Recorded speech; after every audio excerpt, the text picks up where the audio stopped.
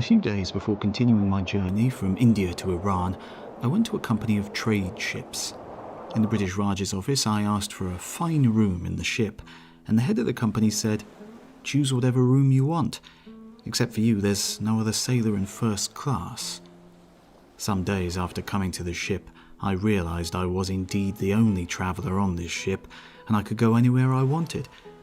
Nobody wanted to travel on the Oman Sea, and besides there was no one that could accept the danger of travelling in this season on the Persian Gulf.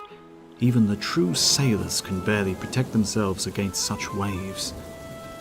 There are a bunch of flies in the ship's rooms too, which annoy everyone on the ship.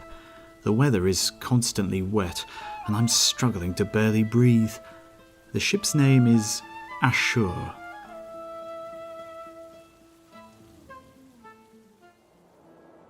On the 20th of January, our ship left Muscat, and despite the pleasing and peaceful atmosphere of the night, the heat was still galling. At midnight, the thermometer was still showing 39 degrees, but at long last we passed through the Hormuz Strait. The Persian Gulf is a historical sea. I remembered that in 325 BC, Nisus, Alexander's admiral, sailed from the mouth of the Sind to the mouth of the Tigris. After this, the Greeks and Romans and Iranians fought against people of Basu for ownership of the sea. After that, the Arabs and the Portuguese fought. After that, Dutch, but victory was for Britain, the Englishmen in the early 19th century, and they cleared this sea from the Omani pirates. On the 24th of January, we arrived to Bushehr. The coastal city of Bushehr now is in chaos. The Iranian government tried with the help of the Englishmen to implement strict lockdown regulations, but the people closed the bazaar and, in mosques, gathered to rebel. In these kind of journeys, people can see special phenomena which are specific to certain lands.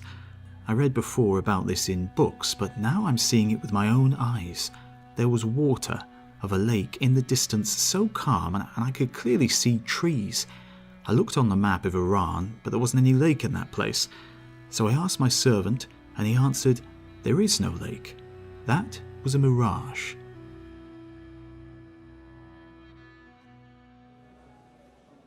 There is a problem with the soldiers in Shiraz. Not only the riflemen are not reliable or responsible and cannot protect anyone, but they regularly ask for gratuity. With such behaviour and lack of discipline, I can't use the venerable word soldier for them. I think nobility, responsibility, loyalty to the emperor, patriotism, gratitude to serve the country, lack of corruption and ignoring wealth are virtues which make Japanese soldiers and gunners different from other countries. One of the most incredible things in Iran is the shoe, which is comfortable and durable at the same time. There are layers in place of toes, and the heel of the shoe is sewn, and then there is a hard insole under it. They call give. The Japanese shoe is made of cotton, and in a 5-day journey such as this one would be destroyed easily. There are 2 ways to travel in Iran: caravan and chapar.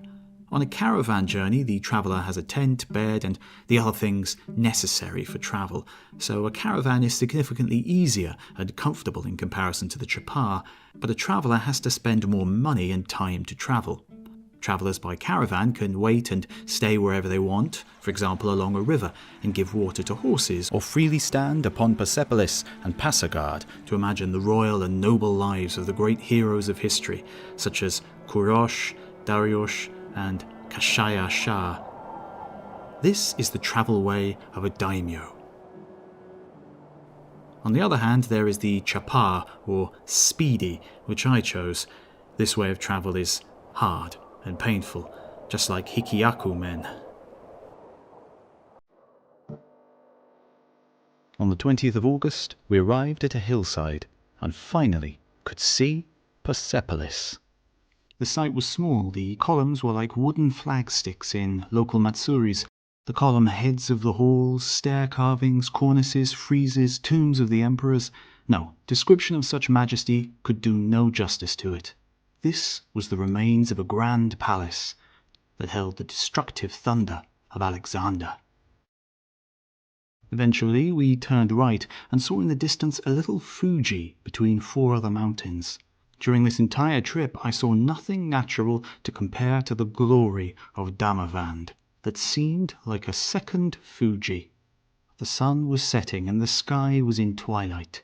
Seeing this view in the vast plain was unbelievable. Why didn't I bring my camera?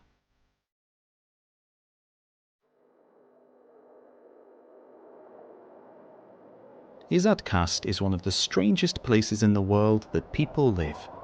The town is on a lone mountain in the heart of a plain. There is only one way to the town. The muddy houses have floors, and it seems that they're all in one stronghold. It's like the Hanging Gardens of Babylon. On the 14th of September, I met Atabag Azam Amin al-Sultan. His Imperial Highness gladly and hopefully wished for friendly trade between our two sublime countries and subjects. He asked how was the General Fukushima Yasumasa, who met him 3 years ago. The power of the Shah is absolute, and he is the owner of all life and wealth. He is the main statesman of Iran, and if I remember correctly, he is 47. How young to be dealing with all the politics and administer the realm.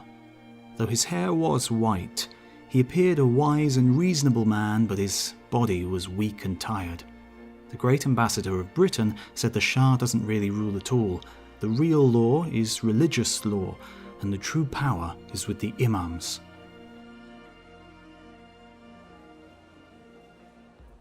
The people of Iran do not let foreigners see their way of life and family traditions.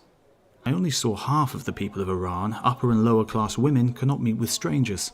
I heard by the law men can have 4 wives and over, and that it depends how wealthy they are if they can have unofficial and temporary wives. Wives are always in the house with the husbands and can only speak with female guests. I wonder how Iranian women pass their time and what is their joy in life. Iranian food is delicious. The main foods are made from meat, bread, vegetable and fruit, and recently they started drinking whiskey and champagne along with beer, which is deemed a symbol of modernism. They love to hunt, ride and shoot.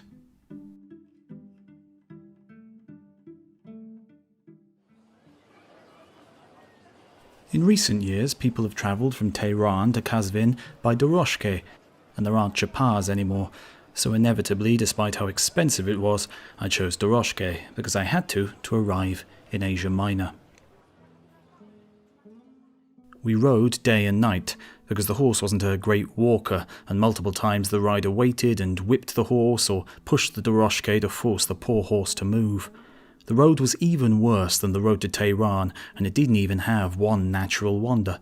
Recently, a private Russian transport company made a new road for the doroshke, which is still under construction, and it seems there was a collusion between the two. Because I was in a hurry, I ended up paying double at least.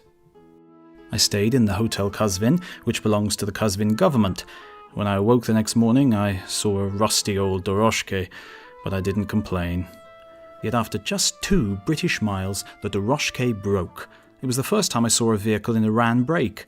The rider went back to Kazvin to fetch another doroshke, so I sent my servant with him and stayed in the road alone with all my possessions. The dust blew in my eyes and the sun was shining in the clear blue sky. Passing travellers who saw me on the road, a foreigner alone with all my things, laughed and humiliated me. And the new doroshke wasn't any good either. It was like the Entaro carriage between Kyobashi Road to Asukasa. Every minute on it was agony.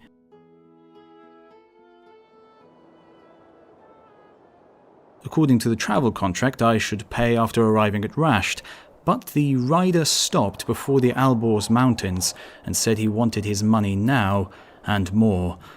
Well, I'm sure my servant would have protected me, but the heat was growing and the rider had a gun with him, so I agreed again. In the mist on the mountains, one of the horses with all of my clothes and some other stuff was lost, but after that, the road was glorious and lovely, and the further we went, the greener it became. There was a steamship in the Anzali port, and on the other side were the Persian realms of the Russian Empire, and after that, I'll finally arrive at the Ottoman Empire. My time in Iran had been a test of my patience, both physically and mentally, and immediately I fell fast asleep on the deck, like a dead man.